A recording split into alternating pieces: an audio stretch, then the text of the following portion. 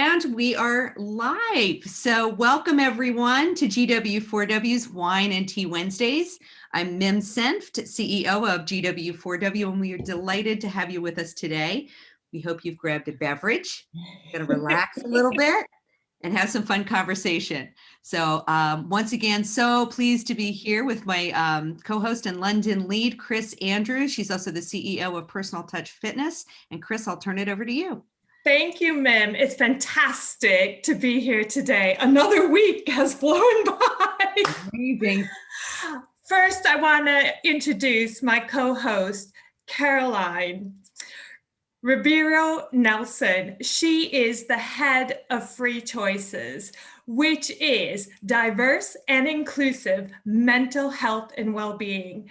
She is a consultant for over 25 years, and she delivers training and leadership development.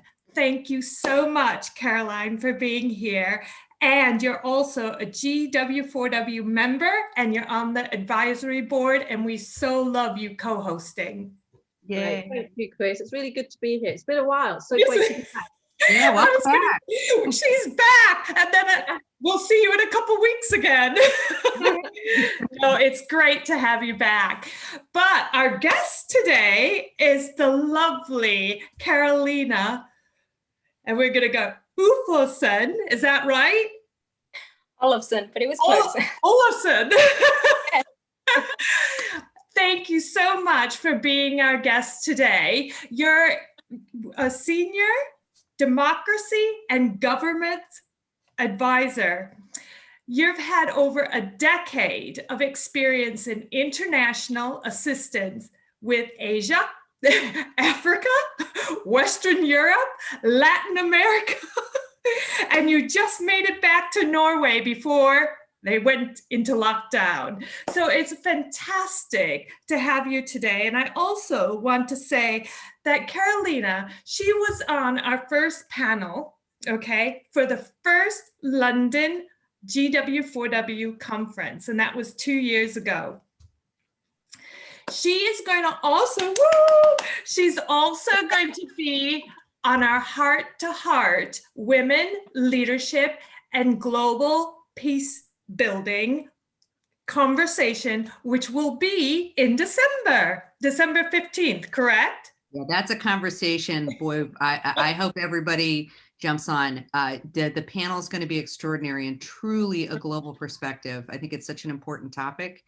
And women are great peace builders, which I'm sure, Karolina, you're going to share all kinds of words of wisdom with our audience. So thank you. Thank you for being with us today. So, shall we start out? How is the international community working on the gender equality during this pandemic? Well, first and foremost, thank you for having me. And it's so nice to see all of you and GW4W, you know, to be able to host these events. It's really important, I think, for us to connect and just be able to share our experiences and talk about it and sort of join forces together. Going to your question, Chris, I think, you know, the pandemic, if anything, has shown opportunities, but it's also been able to put pressures on our systems. So I think especially we've seen, as in countries across the world, you know, women being exposed, for example, to gender-based violence, being at home, not being able to call out.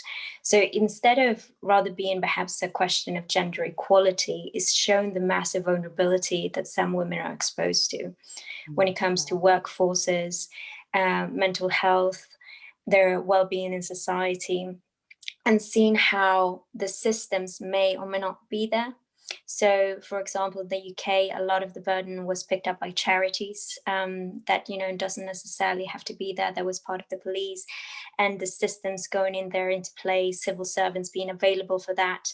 It just shows that the system wasn't ready for that. And then you have other countries where COVID was experienced in a different way. So if you go to the African continent, for example, and you go to Kenya, where it was limitations and young male lost their jobs, it was more the females who had to pick up, you know, the burden and the weight of that and what entails. And I think across it just has emphasized patterns that we've known, that we have seen, women carrying more hats, more spaces.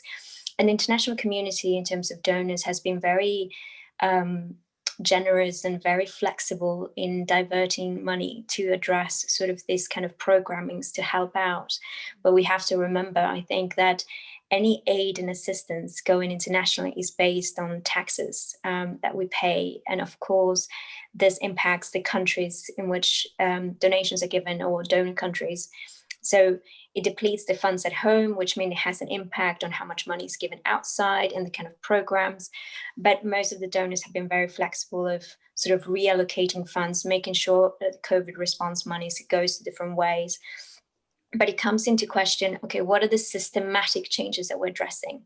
Right. We can see this as temporary issues, but for me, if anything else, COVID is raising an issue of systems. Like, are we actually ready for that? Are we putting that in place? And are we taking it seriously enough that when it passes, are we still going to be looking at it as closely as we were before? So, and then it's the matter of how many women were in the decision-making table when we were having the conversation of diverting funds, or where are the funds that we are prioritizing, and what organizations are we looking at, and what kind of initiatives are we looking at? And yeah, I was just to jump in, Karolina, I think that underscores exactly why GW4W is an organization. This idea that if we don't have female leadership at all levels, people making the decisions around these things are not people, it's not lived experience for them. And, that I think is just, I mean, we know that if you're involved in any kind of organizational development, when we talk about that internally at organizations, and now you start to think about that from a community perspective, it is an imperative to have a diverse group of people speaking. And again, not just women, but women from diverse backgrounds. Like what's the intersectionalities here, which then bleeds into exactly what you said around what we would call design thinking, right? So how do we start to look at these issues? One of the big, for me, and it just really brings up a lot of stuff for me, but my frustration is the bottom up approach to so many women's issues.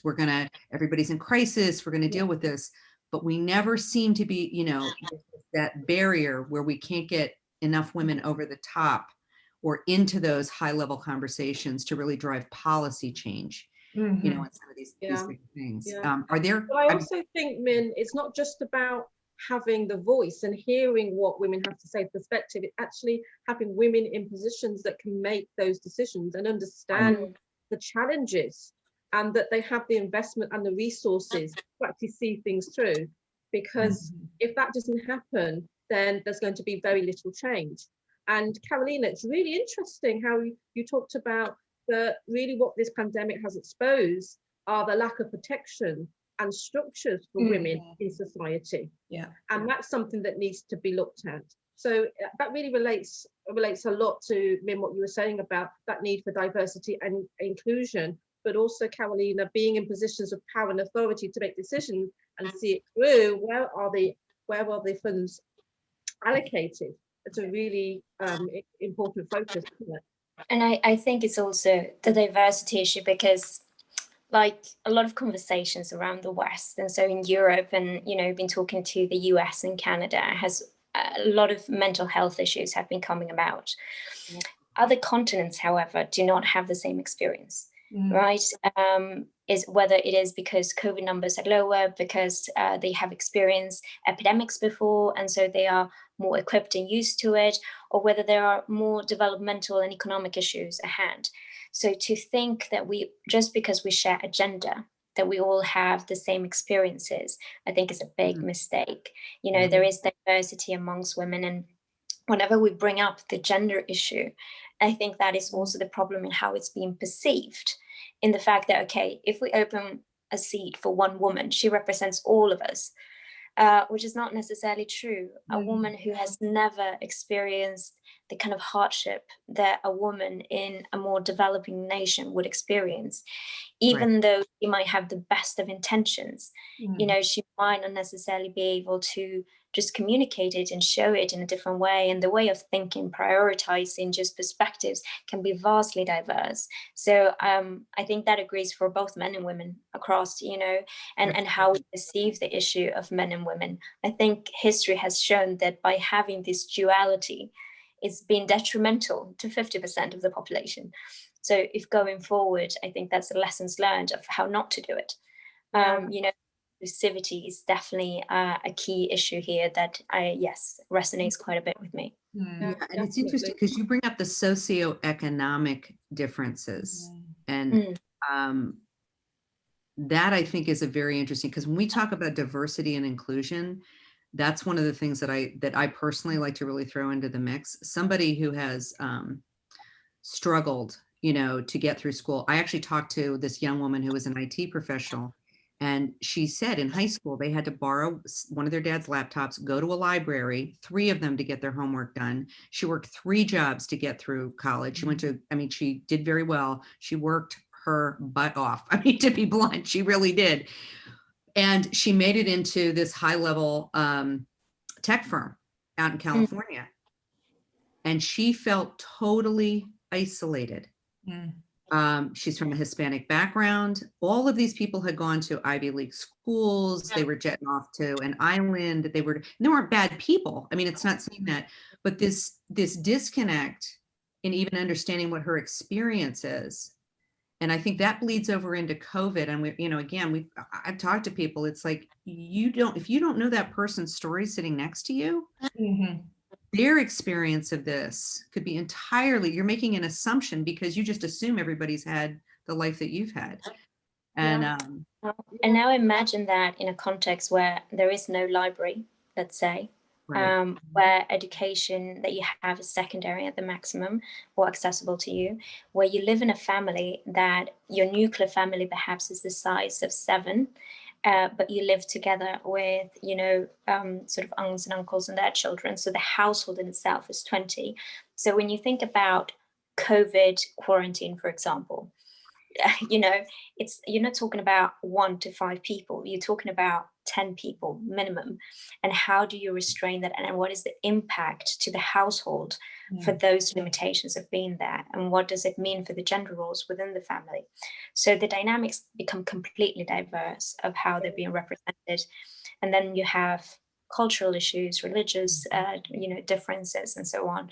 So yes, I think the broadening of the mind of different alternatives of reality and how we live our lives are paramount in sort of keeping the dialogue going and trying to understand each other.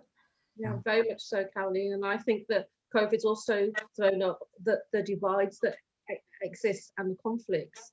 And you've had a very long career in supporting and advising global organizations. I just wanted to ask you, what major factors have you found that you think contribute to helping bring people together and to resolve conflicts, and whether you've actually noticed any gender differences in terms of leadership in approaching this crisis?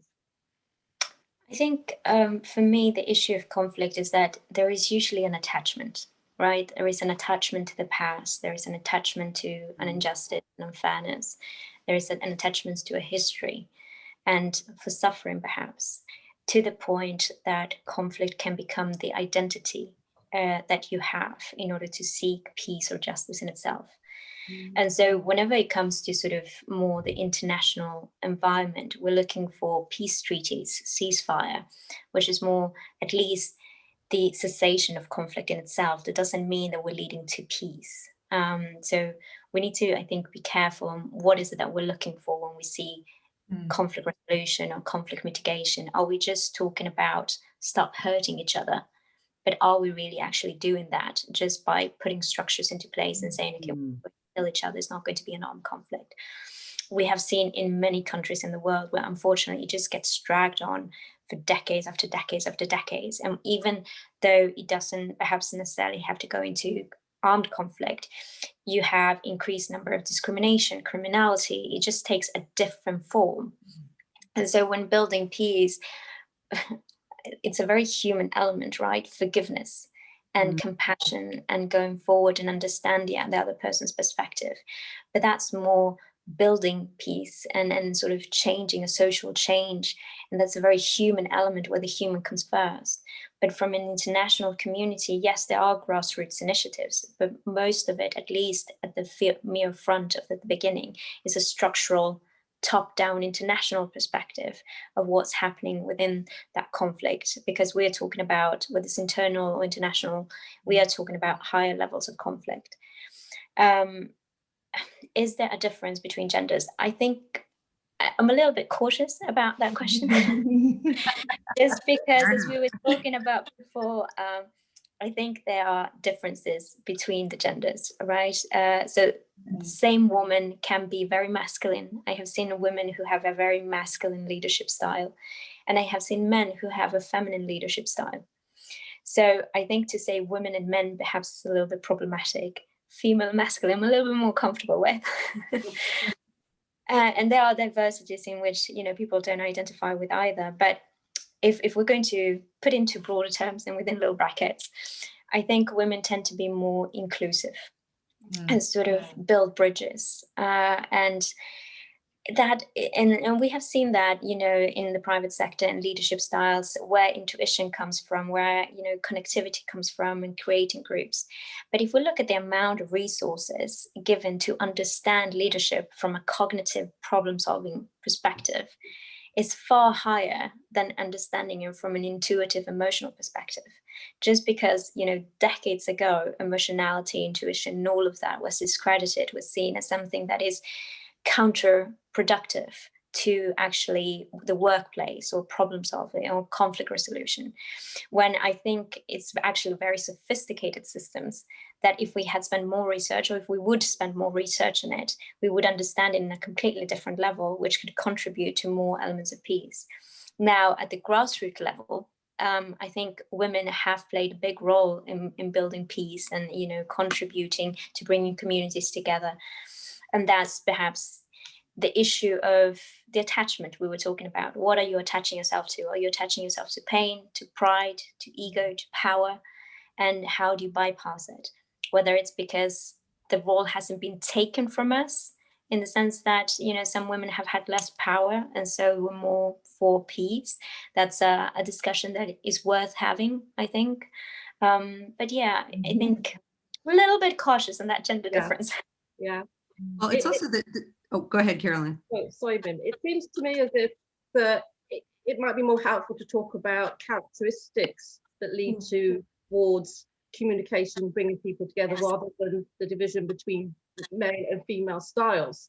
And although, Karolina, you mentioned that having agreements and policies in place are important, what strikes me from what you said is what's so important is the empathy and listening.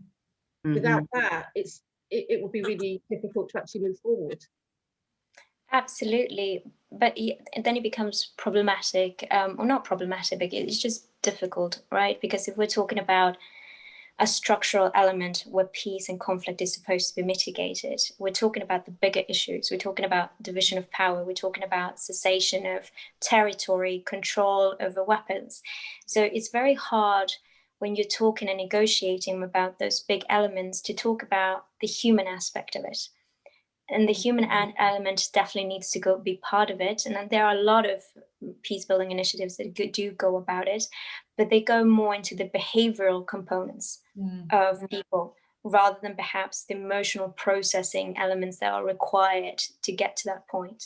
Yeah, that's really interesting. I mean, we always talk about, from a leadership perspective, head, heart, hands leadership. And that really, I always reference that back to Professor Beer out of Harvard Business School. But, you know, we got to hear him speak about this, about what kind of leadership do we need to have for a sustainable world, you know, from his perspective and the research that he did. And again, he did very simple. You need the smartest people that are connected to empathy and compassion as leaders. And the third piece of this is not what leaders give, but how leaders connect. So, you know, that really resonates with me as I hear you talking, Karolina, because I can kind of hear some of those elements in, you know, some of the ways. But I also love this, you know, bringing up this humanness. Like, how do we rehumanize the person that we may be vilifying or that we've been told to vilify. And I think it's just the perception or the perspective that we've been fed, I think, from infancy and generations have had before us. And, history does explain that. But the way how we see leadership at an international arena, whether we're talking about sovereignty relies very much on power and power distribution and so on, is a very top-down, very sharp way of looking at the distribution of how we are, how we interact. And so the element of compassion is almost, has been in the past, laughable and humiliated. Why should we talk about that? And although humanitarian initiatives have been increasing that human rights equality element, the human component of it sometimes forgotten in that process, just because we're trying to organize ourselves in a way when we view things from a structure and organizational point of view, rather than the actual essence of what makes us us. mm-hmm. I was just going to say, just hearing, Mim, when you said about connecting and they have to have that intelligence and everything, I really think as well, it's that whole that trust piece as well, trusting in our leaders, trusting in government, because ultimately they are making those choices for us, so it is that trust. Yeah, definitely, Chris. I think that really goes into the fact that what the pandemic has thrown up for us is that we need to be able to trust leadership, and that they are acting in our best interests. And also that what it's shown us is that there are threats and there's a lot of loss going on. Yeah. And I wanted to ask Karolina, what do you think are the most important factors in helping bring people together and actually resolve those kinds of fears and difficulties? Well, I think it's interesting you mentioned the pandemic and elements of trust, actually, because from a governance and democratic perspective, it's you need sort of the collaboration of people to make something work, at least in this sort of scale. And we have seen in some European countries more than others where individual rights have been temporarily frozen to some extent. And people fighting against that and sort of saying nobody's going to tell me to stay at home, and nobody's going to tell me to take a mask, put a mask, and so on. And so for me that's extremely sad, because they articulate this in the name of democracy, but somehow forgetting what it took us to earn those democratic rights, to have those democratic rights, and where does the individual right trump the collective right? So is the individual more important than the collective? And how do we do that? And I think the pandemic has shown us, into some extent, how evolved we are with connectivity, coming to your question, Caroline. Because I think when the individual is so focused on thinking, yeah, but it's my right to bike because I've always been an outdoors person, or it's my right to go out and, have cultural activities, then it comes, are you connecting with your fellow human beings? And are you thinking about the wider? Just because you temporarily, just for 2-3 months, okay, now it's a bit longer, but even if we were to freeze for an entire year, your perspective is that probably you live 70-80 years, 1 year for the benefit of the world and society as such. Well, where is your humanity? I mean, I get a little, and again, full disclosure, everybody knows I live in the United States. So, and I live close to New York City. So for the US, we were at the epicenter. I mean, what we saw, what my friends saw in New York City, and, the red flag that went up and saying, you don't want this to come to your community in the way that you do. And I think on a personal level, because, I know a lot of people that work in the hospital networks, that's the other side of the discussion for me. So your freedom to go out and not wear a mask, or to you make this choice. And again, I'm not, I'm just saying, how does that impact the freedom of the nurse or the doctor or someone else? Do they have the freedom to say, because you made your choice, do they not treat you? Is that where does that part of the discussion come in? And to your point, I think the other thing, I've shared stories about my grandmothers that lived through the Depression. They lived through World War II. They made sacrifices for years. This was not just a couple of months. And societies, I mean, UK, you talk about like what happened, during the, World War II there and everything that, and afterwards.